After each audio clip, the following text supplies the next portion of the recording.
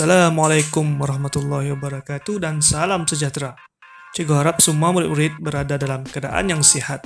Dan untuk video kali ini, cikgu akan menerangkan topik 3.1 yaitu mengenali fungsi-fungsi pada papan muka aplikasi Scratch.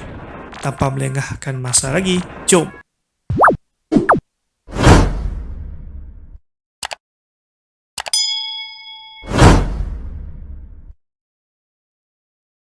Jadi pertama sekali, kita perlulah membuka aplikasi Scratch terlebih dahulu.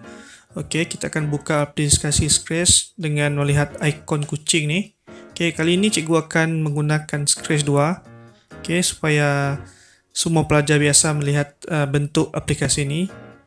Dia ada aplikasi yang lebih baru, tapi kita guna yang aplikasi Scratch 2 lah. Jadi untuk buka aplikasi ini, kita double klik. Dan kita besarkan memenuhi skrin. Pertama sekali cikgu akan terangkan bahagian stage backdrop di bawah ni.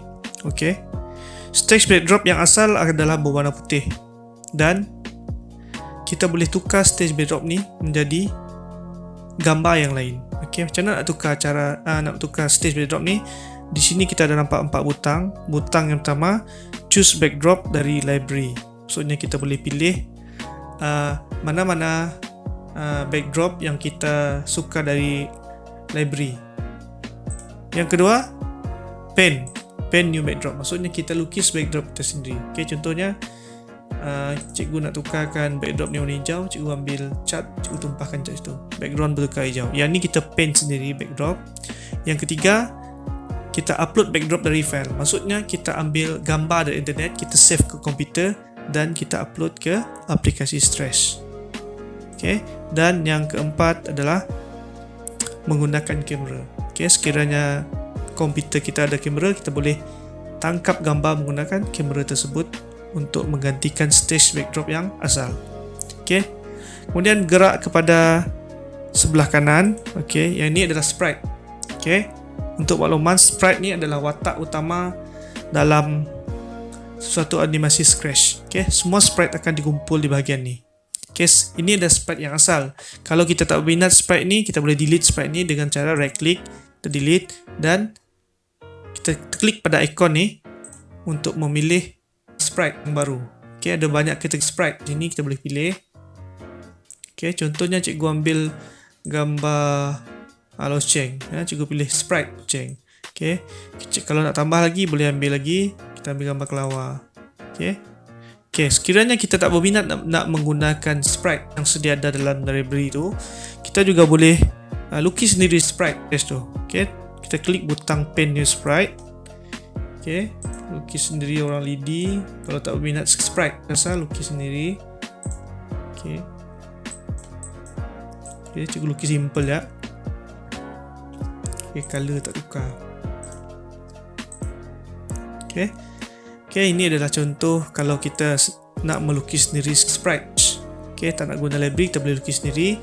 Dan yang ketiga, sama macam tadi, kita boleh save gambar dari internet. Kemudian kita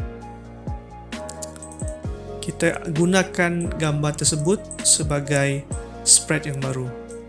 Dan yang keempat, kita boleh tangkap gambar sprite tersebut menggunakan kamera yang terdapat pada komputer.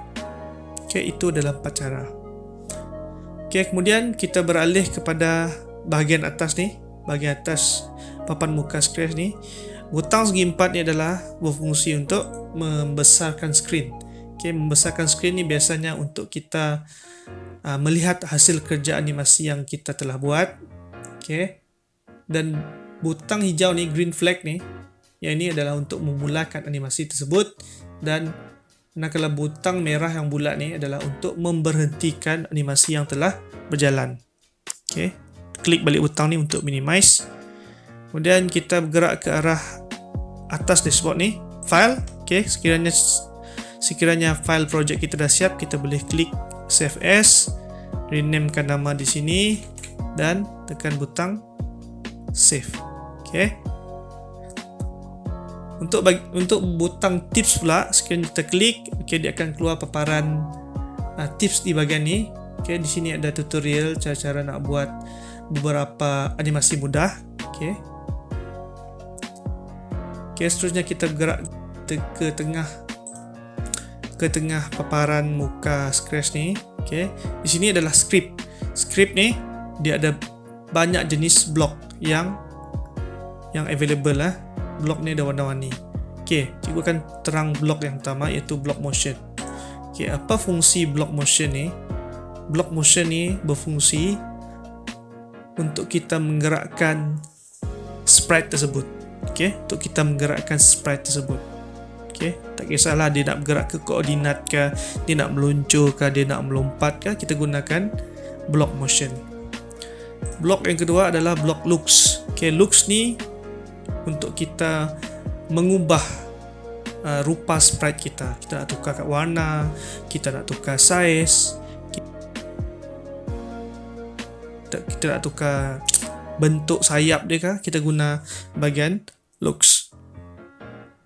Kemudian seterusnya bahagian sound. Sound ni untuk kita masukkan bunyi pada sprite kita. Seterusnya untuk pen ni biasanya kita gunakan untuk membuat animasi lukisan. Okay, lukisan ataupun kita nak buat animasi penulisan, apa-apa yang berkaitan dengan pen, kita gunakan block pen. Kemudian data. Okay, blok data ni adalah untuk kita simpan data bagi sesuatu sprite.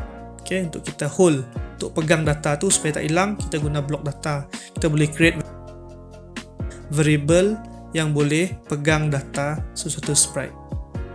Okay, seterusnya untuk block event. Okay, block event ni biasanya digunakan pada permulaan sesuatu animasi. Okay, macam yang saya cakap tadi, ini green flag. When green flag click, okay, animasi akan mula. Okay, yang ni untuk kontrol permulaan sesuatu sprite untuk bahagian event. Seterusnya untuk bahagian control. Untuk bahagian control ni adalah fungsi dia adalah untuk menentukan kondisi keadaan sprite tersebut. Okay, dia guna coding if else. Okay, jika kelawar, contoh cikgu bagi contoh, jika kelawar terbang ke kiri, okay, dia akan sampai rumah. Else, kalau dia terbang kanan, dia akan sampai ke bandar. Okay, itu contoh kontrol lah. Kita kontrol perlakuan Scratch tersebut, tindakan Scratch tersebut. Kemudian sensing. Okay, sensing sama juga macam kontrol. Okay, dia untuk deria Scratch tersebut. Contohnya kalau kelawar ni disentuh mouse pointer ke, kalau mouse pointer sentuh kelawar lari, ataupun kelawar tu ikut mouse pointer, ataupun kalau kelawar tu merempuh warna hitam, dia berpatah balik. Okey, itu tujuan untuk bahagian sensing. Kemudian untuk bahagian operators ni biasanya untuk bahagian pengiraan mathematical. Kalau kita nak buat quiz ke, kalau kita nak buat soalan, nak buat pengiraan, okey, kita menggunakan bahagian block operators ni. Dan yang terakhir, more blocks. Okay, sekiranya blok yang sedia ada tak mencukupi dan tak mengikut kehendak yang kita perlukan, kita boleh create ataupun kita boleh buat blok yang barulah. Okay, itu untuk bahagian script. Okay, seterusnya untuk bahagian kostum. Kostum ni, okay, untuk kita ubah sprite lah, sama macam bahagian looks, sama dengan looks ni. Kostum fungsi dia sama dengan block looks tu.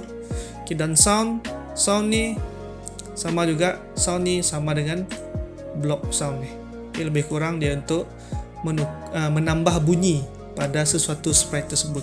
Contoh dekat sini saya klik micro:bit, jadi saya boleh tukar bunyi ikon micro:bit ni pada bahagian sound ini.